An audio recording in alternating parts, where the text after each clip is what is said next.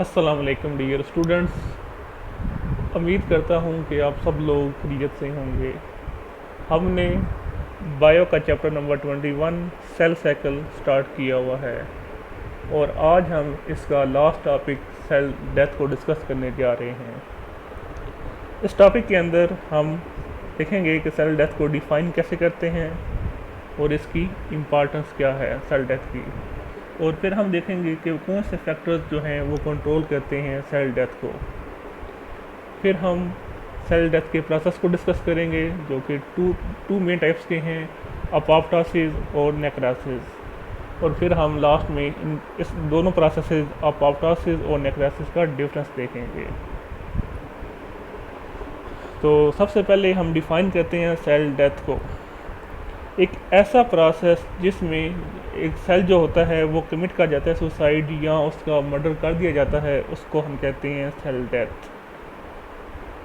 Organism के अंदर जो तमाम सेल्स होते हैं वो डिपेंड करते हैं different extra cellular as well as intra cellular signals. अब इंट्रा सेलुलर सिग्नल से क्या मुराद है?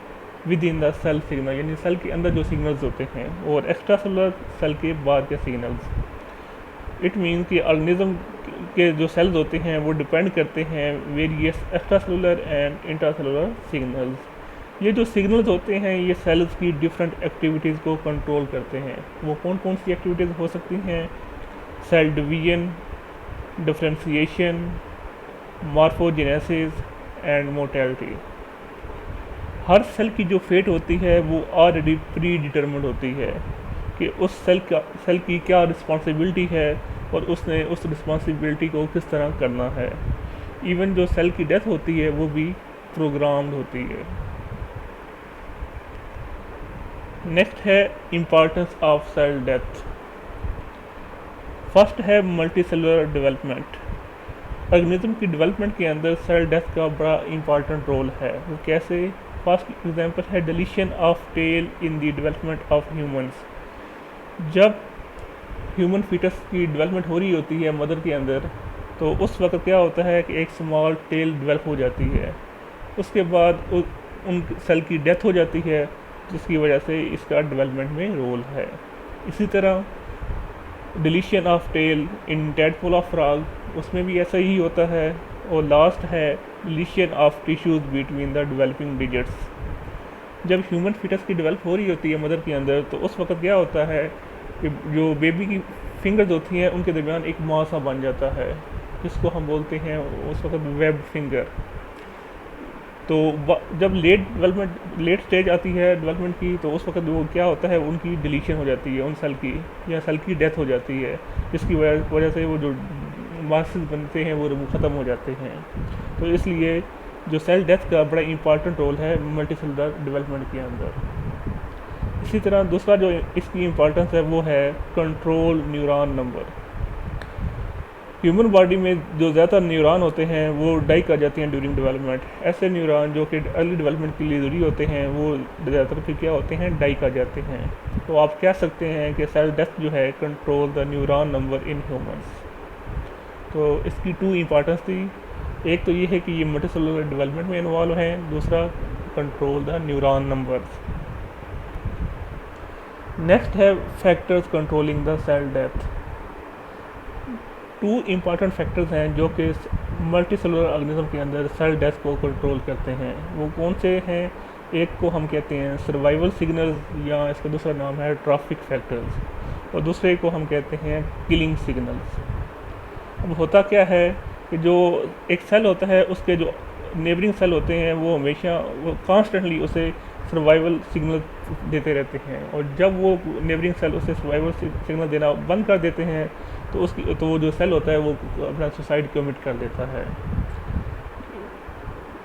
लिखा हुआ है सर्वाइवल सिग्नल में कि cell commit suicide in the absence of this signal. Next जो है वो है किलिंग सिग्नल। बाद दफ़ा क्या होता है, जो एक सेल होता है उसके जो नेबरिंग सेल्स होते हैं वो उसको किलिंग सिग्नल प्रोवाइड कर देते हैं, जिसकी वजह से उस सेल का मर्डर कर दिया जाता है।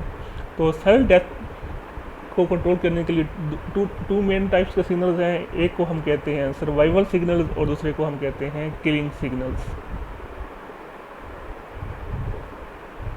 नेक्स्ट हम डिस्कस करते हैं process of cell death. Cell death के टू मेन प्रोसेसेस हैं, एक को हम बोलते हैं अपोप्टोसिस और दूसरे को हम बोलते हैं नेक्रोसिस। अगर तो सेल की डेथ हुई है प्रोग्राम वे में, उसको हम बोल देते हैं अपोप्टोसिस। इसको हम डिफाइन इस तरह भी कर लेते हैं कि events of internal program and sequence of morphological changes by which a cell commits suicide is called apoptosis, or programmed cell death is also called apoptosis। जो apoptosis एक ग्रीक वर्ड से निकला है जिसका मतलब होता है ड्रॉपिंग ऑफ और फॉलिंग ऑफ। अब हम apoptosis के प्रोसेस को डिस्कस करते हैं।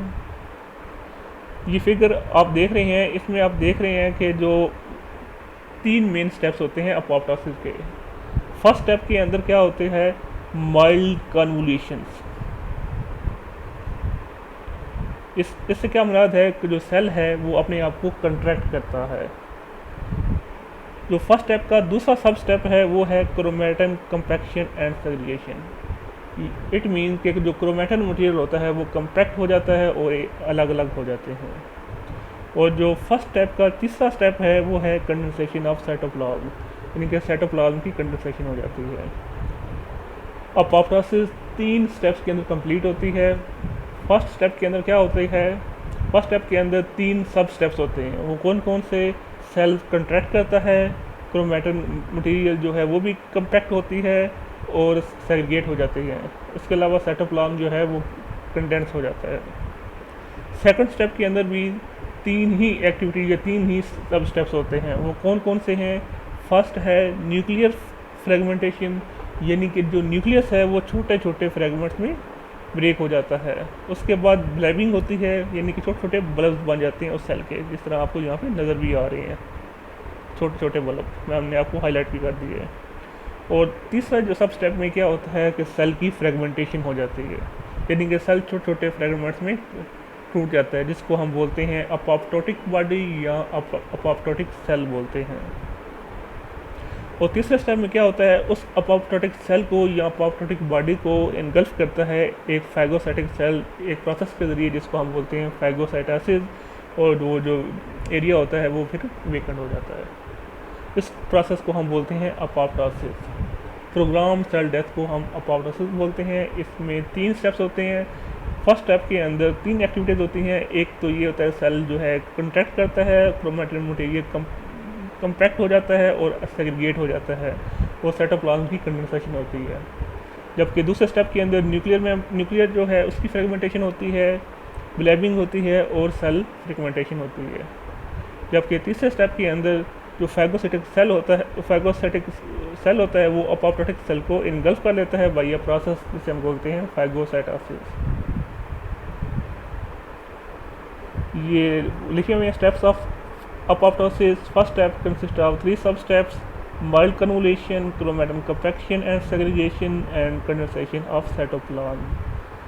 सेकंड स्टेप के अंदर भी 3 एक्टिविटीज़ होती हैं: nuclear fragmentation, blebbing and cell fragmentation. Third step के अंदर क्या होता है कि apoptotic bodies are phagocytosed by phagocytic cells. Next जो सेल डेथ की टाइप है या प्रोसेस है वो है नेक्रोसिस। सेल की death due to tissue damage is called necrosis, यानी कि सेल का डाई का जाना due to tissue damage is called necrosis. कुछ एजेंट्स ऐसे होते हैं जैसे कि वायरसेस और बैक्टीरिया, ये नेक्रोसिस की मेन वजह बनते हैं। ये एजेंट्स हैं जो कि सेल डेथ कॉज करते हैं। जब ये एजेंट सेल के ऊपर अटैक करते हैं तो वो सेल तो डैमेज हो ही जाता है, और साथ साथ वो सेल जो है स्वेल कर जाता है। स्वेल करने के बाद वो जो सेल है वो ब्रस्ट करता है, और जो उसके अंदर कंटेंट्स होते हैं सेल के अंदर वो रिलीज़ कर देते हैं।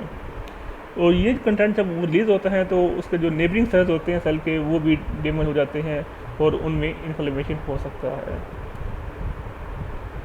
दोबारा मैं रिपीट करता हूँ नेक्रोसिस को कि टिश्यू डैमेज की वजह से जो सेल की डेथ होती है उसको हम बोलते हैं नेक्रोसिस। डिफरेंट एजेंट्स नेक्रोसिस में इन्वॉल्व हो सकते हैं जैसा कि वायरसेस और बैक्टीरिया। ये सेल के ऊपर अटैक करते हैं और सेल को डैमेज करते हैं। उसके बाद वो सेल जो है स्वेल कर जाता है और ब्रस्ट कर जाता है, जब वो ब्रश करता है तो उसके अंदर के जो कंटेंट्स होते हैं वो भी रिलीज़ हो जाते हैं और सेल के जो नेबरिंग सेल्स होते हैं उनको फिर वो डैमेज करता है और इस तरह इन्फ्लेमेशन काज करता है। लास्ट में हम देखते हैं difference of apoptosis and necrosis. Apoptosis के अंदर जो इंट्रासेलुलर कंटेंट्स होते हैं वो रिलीज़ नहीं होते इन द एटमॉस्फेयर या एक्स्ट्रासेलुलर एटमॉस्फेयर, और इसलिए इनका लेस हार्मफुल इफेक्ट्स होते हैं। जबकि नेक्रोसिस के अंदर इंट्रासेलुलर कंटेंट्स जो होते हैं वो रिलीज़ हो जाते हैं इन द एक्स्ट्रासेलुलर एनवायरनमेंट, जिसकी वजह से वो डैमेज करते हैं नेबरिंग सेल्स को और उनमें इन्फ्लेमेशन काज कर सकते हैं।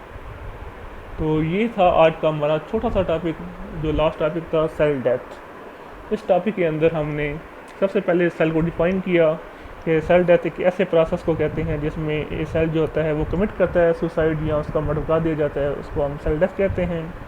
फिर हमने इसकी इंपॉर्टेंस देखी कि वो मल्टीसेलुलर डेवलपमेंट के अंदर इसकी इंपॉर्टेंस है और कंट्रोल न्यूरॉन नंबर। फिर हमने ये देखा कौन से फैक्टर्स कंट्रोल करते हैं सेल डेथ को, तो वो 2 मेन फैक्टर्स थे।